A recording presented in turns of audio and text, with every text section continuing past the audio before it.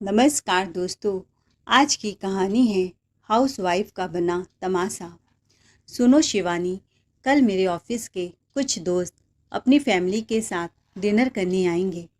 कुछ ज़रूरी डिस्कशन करना है। सब के सब खाना खाकर ही जाएंगे, तो सब तैयारी हो जाना चाहिए। लैपटॉप पर काम खत्म करके रोहित अपनी पत्नी से बोला, ठीक है जी, आप सब्जी वगैरह लेते आना। पापा जी भी अपने रिश्तेदार के घर गए हैं। शिवानी कपड़े पर आयरन करते हुए बोली, मुझे और भी 100 काम होते हैं, ज़्यादा दूर नहीं है मार्केट। तुम औरतों को काम ही कितना होता है, घर में सिर्फ 2 वक्त का खाना बनाना होता है और इतना एहसान जताती हो जैसे बहुत बड़ा पहाड़ खोद रही हो। कहते हुए वह एक तरफ करवट करके सो गया। शिवानी को तो यह सब बातें सहने की आदत हो गई थी। घर का हर सदस्य उसके मुंह पर उसकी बेइज्जती करके चला जाता था कि वह करती ही क्या है, बेकार ही तो घर में बैठी रहती है। सुबह हुई तो सबसे पहले उसने बाथरूम साफ किया, नहा धोकर पूजा करके किचन में घुसी, सबके लिए नाश्ता बनाने लगी, क्योंकि देवरानी भी ऑफिस जाकर पैसा कमाती थी। मजाल है कि वह कोई काम में हाथ बटा दे। सब उसके सर पर ही सवार रहते थे। देवर देवरानी को घर के कामों से कोई मतलब नहीं था, क्योंकि वह हाउसवाइफ है। घर में उसकी कोई इज्जत नहीं है। खैर, सबसे पहले उसने सास के लिए दलिया, देवर देवरानी के लिए पोहा, हलवा, चाय नाश्ता बनाया। फिर खाने में आज उसने पुलाव ही बनाया था। सब नाश्ता करके अपना अपना टिफ़िन लेकर ऑफिस चले गए। फिर वह पूरे घर की साफ सफाई में जुट गई और बड़बड़ाने लगी, कमबख्त, जब भी काम होता है तो काम वाली पहले ही छुट्टी ले लेती है। अब बर्तनों का पहाड़ पड़ा है, उसे ही सब साफ करना होगा। माँ जी तो घुटने दर्द का बहाना लेकर बैठी रहेंगी। सब काम करते करते दोपहर के 1 बज गए। उसे बाजार भी सब्जी वगैरह लेने जाना था। सब्जी, पनीर, ब्रेड, मीठे सब खरीदा और सासू माँ ने दवाइयों का लिस्ट भी उसे पकड़ा दिया था। सब खरीद कर जैसे तैसे घर पहुंची। पसीने से तो वह तरबतर हो चुकी थी। तब तक बच्चे भी स्कूल से लौट चुके थे। उसे बहुत तेज से प्यास लगी, पर वह पानी भी नहीं पी पाई कि बच्चे भूख से चिल्लाने लगे, मम्मी जल्दी से खाना लगा दो। शिवानी ने सासू माँ और बच्चों का खाना लगाया। सबके खाने के बाद शिवानी ने सोचा थोड़ा आराम कर लूँ, पर काम इतना ज़्यादा था कि उसे आराम करने की फुर्सत ही नहीं मिली। बहुत थक गई थी। फिर सासू माँ भी उस पर बरस पड़ी, क्या सिर्फ खाने में पुलाव बनाया है, जबकि तुझे पता है मैं दोपहर को दाल रोटी सब्जी सलाद सब खाती हूँ। सिर्फ पुलाव बनाकर रख दिया। तुम्हें सजने संवरने से फुर्सत मिले तब ना ढंग का खाना बनाएगी।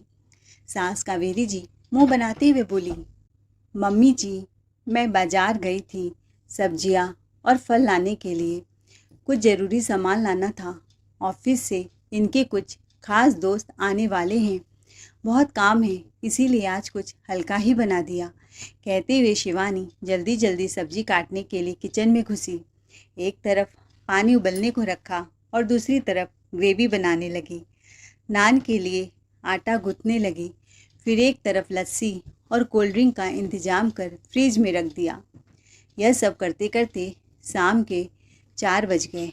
देवर देवरानी दोनों ऑफिस से लौट चुके थे और आते ही गला फाड़ फाड़ कर चाय पानी मांग रहे थे। फिर सिम्मी किचन में आई, भाभी कब से हम चाय पानी मांग रहे हैं, आप हैं कि कानों में तेल डालकर बैठी हैं। शिवानी ने फट से पानी का गिलास पकड़ाया।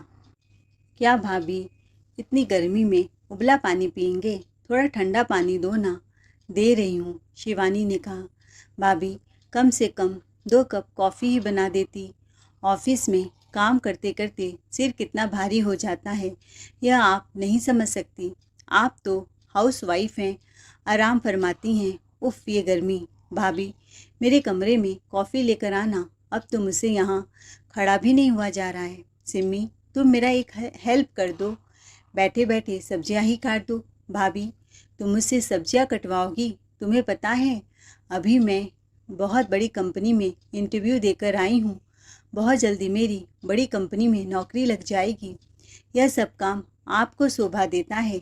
चूल्हा चौका अपना संभालो। बड़ी आई हैं मुझसे किचन का काम करवाने वाली।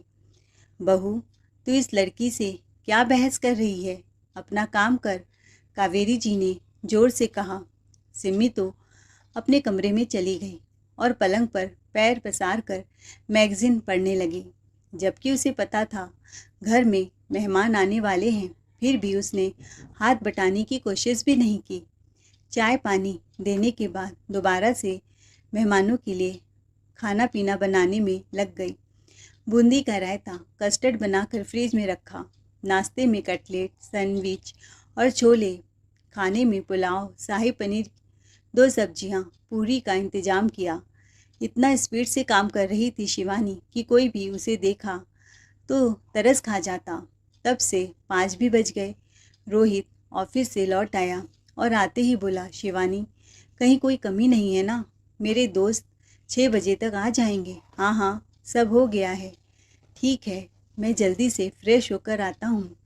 सुनिए जी, थोड़ा सा बच्चों का होमवर्क कराने में मदद कर दीजिएगा। मैं भी तैयार हो जाऊँगी। मेरी साड़ी गंदी हो गई है।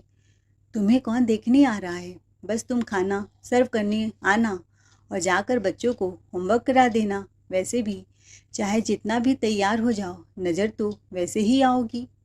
यह सब सुनकर शिवानी का पारा बढ़ गया, पर वह कुछ बोली नहीं। थोड़ी देर में सब मेहमान आ गए। सब हॉल में ही बैठे थे। शिवानी ने सभी की पत्नियों को देखा। सब इतनी smart, well and good looking लग रही थी। शिवानी ने एक नज़र अपने ऊपर दौड़ाई तो वह किसी नौकरानी से कम नहीं लग रही थी। अपनी हालत पर उसे रोना आ रहा था। खैर, उसने एक सूट जल्दी में पहन लिया। रोहित लाट साहब की तरह सोफे पर बैठकर शिवानी को बस नाश्ता सर्व करने के लिए ऑर्डर दे रहा था। शिवानी ने सबको वेलकम ड्रिंक दिया। शिवानी को देख एक दोस्त की वाइफ बोली, भाभी जी, आपका सूट बहुत सुंदर है। यह मैंने अपने हाथों से सिलाई किया है। वाह भाभी जी, आप तो बहुत टैलेंटेड हैं। रोहित बीच में बोल पड़ा, she is just a housewife, कोई जॉब वॉब नहीं है, नॉट टू मच एजुकेटेड, घर के काम भी ठीक से नहीं होते हैं। हाँ, थोड़ा बहुत सिलाई करना जानती है। माँ पापा की पसंद थी, मजबूरन मुझे शादी के लिए हाँ करना पड़ा, वरना मैं इतना काबिल था। मुझे तो कोई जॉब वाली लड़की ही चाहिए थी। खैर, घर की छोटी बहू जॉब करती है, मेरी बीवी सिर्फ रोटी पकाना ही जानती है। रोहित के मुंह से ऐसी बातें सुन शिवानी की आंखों से आंसू बह निकले। किसी तरह कंट्रोल कर वह बाहर आई। गुस्से में तिलमिला उठी थी। मेरी यह अहमियत, इतना इज्जत, यह मुझे सबके सामने मेरा पति दे रहा है। खैर, उसने आंसू पोंछे, भारी मन से सबको नाश्ता सर्व किया। मेहमान के सामने कोई तमाशा नहीं करना चाहती थी। 2 घंटे बाद जब सब चले गए तो देवरानी भी कमरे से निकली और अपना और अपने पति का खाना लेकर चली गई। उसने सास फिर बच्चों को खाना खिलाया। उसके बाद पलंग पर आकर लेट गई। पर इतना थकने के बावजूद भी वह सो न पाई। पूरी रात बेचैन रही। फिर 1 हफ्ते बाद सुबह सुबह रोहित को चाय का प्याला पकड़ाते हुए शिवानी ने कहा, सुनिए, मैं भी जॉब करना चाहती हूँ। मैं नहीं चाहती कि लोग हाउस वाइफ का तमाशा बनाएं।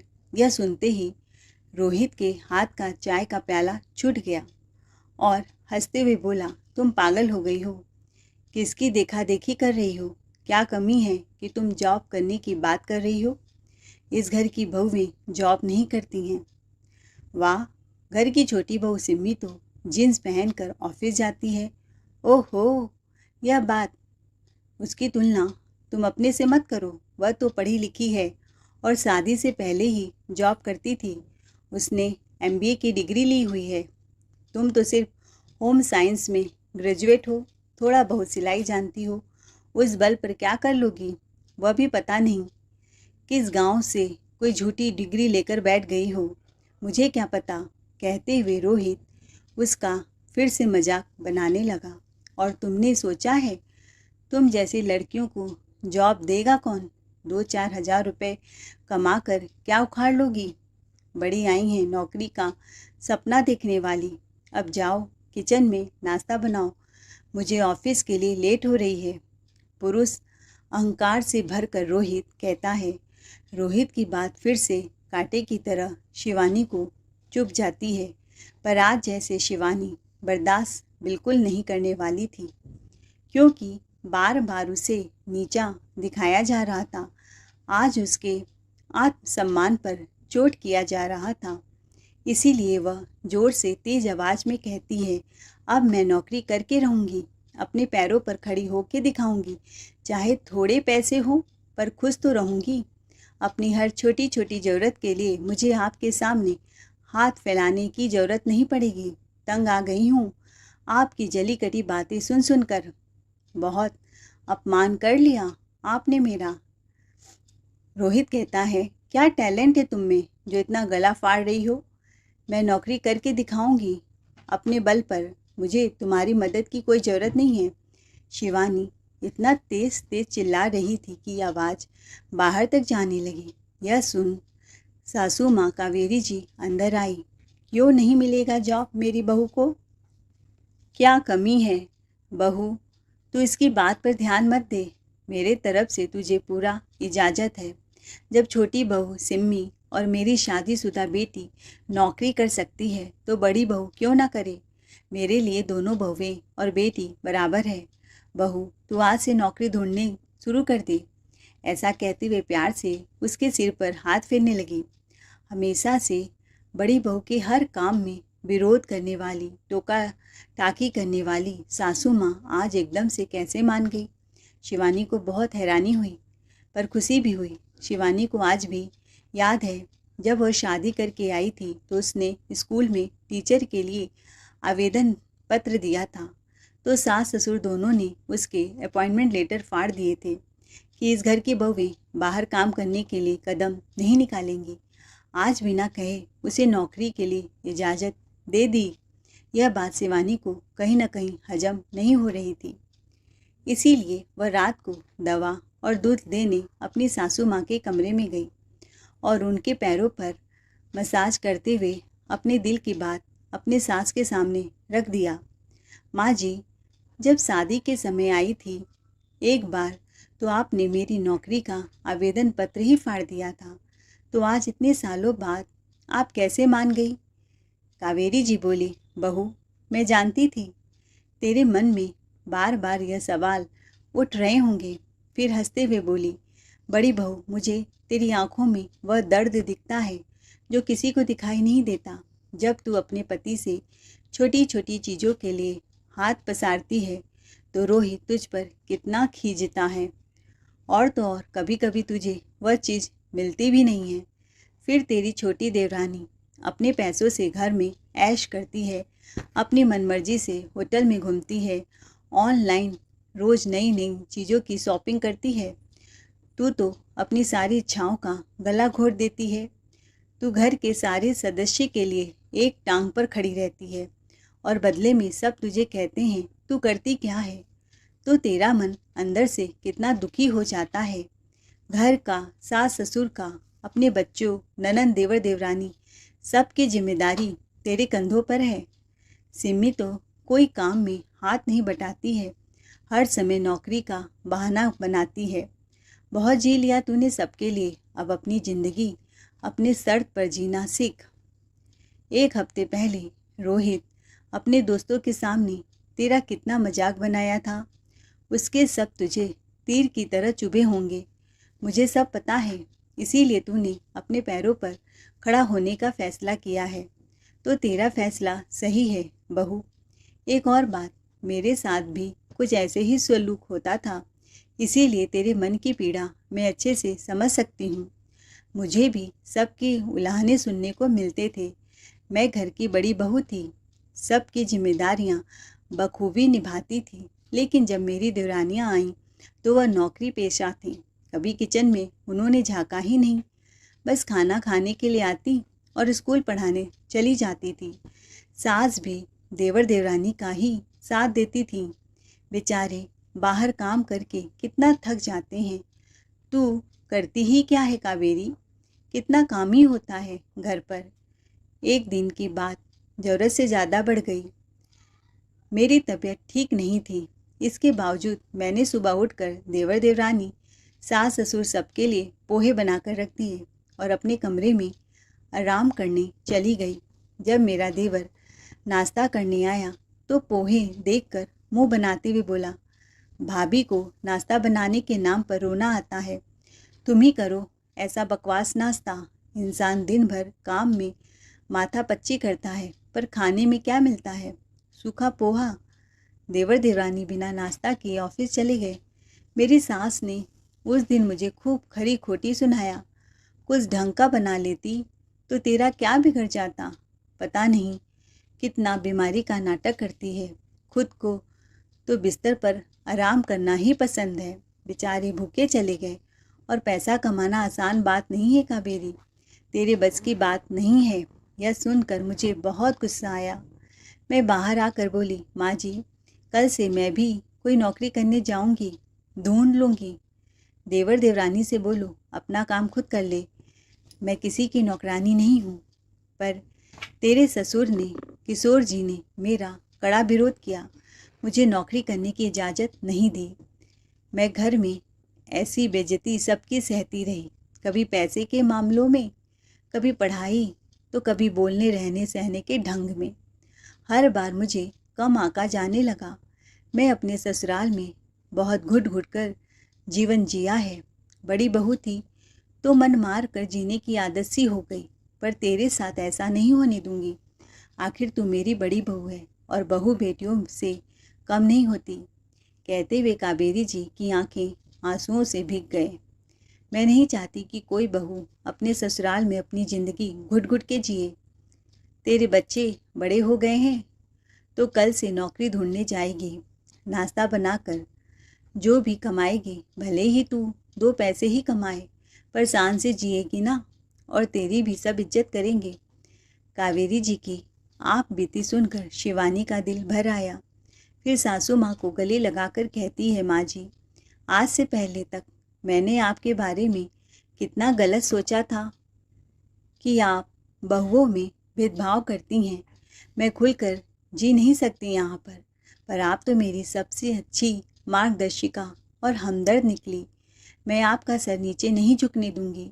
आपको एक दिन मेरे ऊपर भी गर्व होगा। धन्यवाद माँ जी, मुझे समझने के लिए और मेरा साथ देने के लिए। ऐसा कहकर अपने सास के चरण स्पर्श करती है तो कावेरी जी बोलती, बहू अपने कमरे में आराम करने जा, कल तो नौकरी ढूंढने भी जाना है ना। नहीं माँ जी, मुझे कुछ बुटीक्स में इंटरव्यू देने जाना है। नौकरी मैंने ढूंढ ली है। दूसरे दिन सुबह सुबह शिवानी सबके लिए नाश्ता बनाया और अपने बच्चों को स्कूल भेजकर एक सुंदर सी सलवार सूट जो उसने खुद सिलाई की थी पहने और इंटरव्यू के लिए जाने लगी। तो रोहित कहता है, जितना मर्जी उतना तैयार हो लो। अभी पिताजी का गुस्सा देखा कहाँ है। तेरे पंख न कुतर फेंके तो कहना तेरी बुद्धि ठिकाने आ जाएगी। तंज कस कर रोहित ऑफिस जाने के लिए बाहर निकला। पीछे पीछे शिवानी भी बाहर जाने के लिए कमरे से निकली तो शिवानी के ससुर किशोर जी उसी समय अपने रिश्तेदार के घर से लौट चुके थे। जैसे किशोर जी की नज़र शिवानी पर पड़ी तो बोल पड़े, सुबह सवेरे कहाँ जा रही हो, वो भी सूट सलवार पहनकर? आज कहीं शादी है क्या? किसी से मिलने जा रही हो? तौर तरीका ही भूल गई हो अपना। शिवानी मूक बनी खड़ी रही। फिर उसकी सास कावेरी जी आई। वह नौकरी के लिए इंटरव्यू देने जा रही है तो क्या गलत है इसमें? तुम दोनों का दिमाग खराब हो गया है। बड़ी बहू, तुम अभी के अभी अंदर जाओ, मेरा कहना मानो और कपड़े बदलो। मैं 3-4 दिन के लिए अपने रिश्तेदार के पास क्या गया, तुम लोगों ने अपनी मनमानी ही शुरू कर दी। छोटी बहू को देखकर तुम्हारे भी पर निकल रहे हैं। तुम दर दर नौकरी की भीख मांग कर हमारी इज्जत मिट्टी में मिलाने जा रही हो। अरे छोटी बहू आज के ज़माने की पढ़ी लिखी समझदार है। अंग्रेजी में फर्राटेदार बात कर लेती है, सब समझ लेती है। तुमने तो 10 साल तक चूल्हा चौका किया है। हाउसवाइफ हो तुम, क्या जमाने के साथ कदम से कदम मिला पाओगी? तुम्हारे पास न ज्ञान है न दुनियादारी की समझ। बड़ी आई हो दुनिया से बराबरी करने वाली। बड़ी बहू, सुना नहीं, अंदर जा। पर आज शिवानी अंदर जाने के लिए नहीं, घर से बाहर अकेले जाने के लिए निकली थी और खुद को साबित करने के लिए घर से बाहर कदम बढ़ाई थी।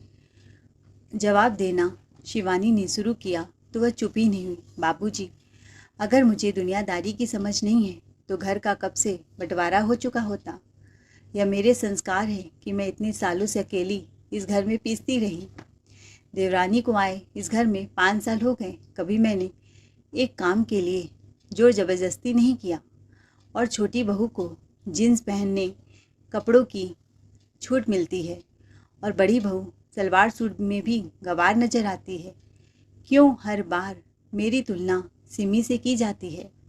अगर वह बाहर काम करती है तो मैं भी तो 24 घंटे घर की ड्यूटी बजाती हूँ पसीने में। वह तो एसी में बैठी रहती है, उससे कई गुना ज़्यादा काम करती हूँ जो आप लोगों को कभी दिखाई नहीं देगा। आज तक आप सबको समय समय पर बिना कहे पकवान मिलता है ना, वह सब मेरी बदौलत है। अगर आप बाहर जाकर पैसे कमाना ही खुद को बेहतर साबित करना है तो फिर मुझे क्यों मौका नहीं दिया जा रहा है? रोहित वहीं पर खड़ा था। शिवानी उसको आंख दिखाते हुए बोली, और जो यह रोहित को कपड़े आयरन किए हुए मिलते हैं ना, दोनों टाइम का टिफ़िन समय पर मिलता है, वह सब मेरी वजह से ही है। देवर देवरानी चुप थे, अपना टिफ़िन लेकर ऑफिस चले गए। आज सबकी बोलती बंद जो हो गई थी। किशोर जी के भी मुंह से एक शब्द नहीं निकला। कावेरी जी बहू की पीठ थपथपाते हुए बोली, आज तूने साबित कर दिया कि दुनिया से कदम मिलाने को तैयार है। जा जल्दी से इंटरव्यू देकर आ, तेरी नई जिंदगी तेरा स्वागत कर रही है। फिर कावेरी जी शिवानी को दही शक्कर खिलाकर इंटरव्यू के लिए भेजती हैं। वह तो 3 बुटीक में पहुंची काम मांगने। उसके हाथ से सिले हुए सलवार सूट और कपड़ों की डिजाइनिंग की खूब तारीफ भी हुई, पर फैशन डिजाइनिंग की कोई डिग्रियां न होने की वजह से कहीं बात न बनी। एक निहारिका बुटीक में बात बन ही गई। वहाँ की मैनेजर बोली, मैं डिग्री नहीं टैलेंट देखती हूँ। आप बहुत काबिल हैं। बहुत से सवाल पूछे गए। 2-3 दिन के अंदर आपको अपॉइंटमेंट लेटर आपके घर पहुँच जाएगा। यह सुनकर शिवानी बड़ी खुश हुई। पहले ही दिन उसे सफलता मिल जो गई थी। यह खुशखबरी सबसे पहले अपने सासू माँ को देने उनके कमरे में पहुँची तो किशोर जी अपनी पत्नी कावेरी जी से बात कर रहे थे। जिस प्रकार तेरी सास ने तुझे ससुराल के पिंजड़े में कैद कर रखा, कभी बाहर उड़ने नौकरी का परमिशन नहीं दिया और मैंने भी तेरा साथ नहीं दिया, इस प्रकार आज मैं बहू को अपनी मुट्ठी में जकड़ना चाहता था। मुझे दिखाई नहीं दिया कि घर की बड़ी बहू के भी कुछ अरमान होते हैं, उसकी भी अपनी ज़िंदगी होती है, सबकी सपोर्ट की आवश्यकता होती है, उसे भी बराबर का दर्जा मिलना चाहिए। पर मैंने गलती कर दिया, बड़ी बहू को चूल्हा चौका में झोंक दिया और छोटी बहू को ज़्यादा छूट दे दिया, जिससे वह हमारे सिर पर बैठकर तांडव करने लगी। छोटी बहू से हर चीज़ में राय मशविरा लिया, बड़ी बहू से कुछ पूछना भी ज़रूरी नहीं समझा। यही दर्द पहले तुमने भी सहा है न कावेरी? तुम्हारे आत्मसम्मान को कितना कष्ट पहुंचा होगा, आज मैं महसूस कर रहा हूँ। मुझे माफ़ कर दो कावेरी जी, मैं तो शुक्रगुजार हूँ बड़ी बहू का जिसने मेरी आंखें खोल दी।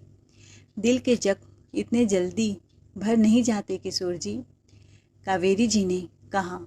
तभी शिवानी ने सासू माँ के कमरे में दस्तक दिया। माँ जी, खुशखबरी है, बहुत जल्द मेरा अपॉइंटमेंट लेटर आ जाएगा। मेरी नौकरी पक्की ही समझिए। उन्हें मेरा सिलाई का काम बहुत पसंद आया है और पता है सैलरी पूरे 20,000 मिलेंगे। वाह बहू, तुमने तो पहली बार में ही छक्का लगा दिया। बरसों पहले मैं जो ना कर सकी वह तूने कर दिखाया। कावेरी जी फूले नहीं समा रही थी। थैंक यू माँ जी, आज आपकी वजह से मैं अपने सपनों की ऊंचाइयों तक उड़ पाई हूँ। आज मैं बहुत खुश हूँ। माँ जी, बाबूजी, मैं अभी आपके लिए चाय बनाकर लाती हूँ। उसी समय सिम्मी और देवर मोहित भी घर आ गए थे। आते ही सिम्मी बोली, भाभी, मैं पनीर लाई हूँ, सबके लिए आप पनीर के पकौड़े और धनिया पुदीने की तीखी चटनी बना देना और मेरे कमरे में भेज देना। मुझे थोड़ी देर में मायके के लिए भी निकलना है। सिर भारी हो जाता है काम से।